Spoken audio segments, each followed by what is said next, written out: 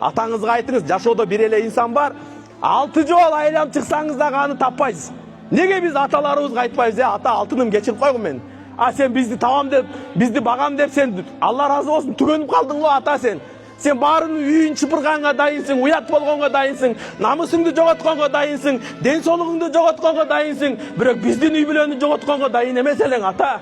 Алла разы болсун сенден. Атаке, атам айтат дейт. Атам бизди күндө бизге тапчы эле, жок болсо да биз үчүн бакчы эле. Жетпей калган кездерде атакем, байкуш балам, эмкиде мен сөзсүз табып келем деп айтчы эле депчи.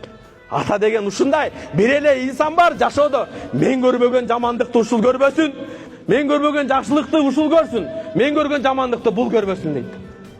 Сиз атаңызды койгон күнү ойлой бериң, сиз эң жакын адамыңызды койдуңуз. Эң жакын адамыңызды койдуңуз. Бир күн келет, гүлдү жерден чаң чыгат. Бир күн келет, издешкендер да табышат. Биз алып барсак башкаларды мүрзөгө, бир күн келет, бизди алып барышат. Бир күн турса жүрөгүңдү чоккороп, бир күн күйүп алаланган от болот. Биз ал адамдар иман гүлүн солутсак, бир күн менен бул жер жүзү жок болот дейт. Иман деген эмне?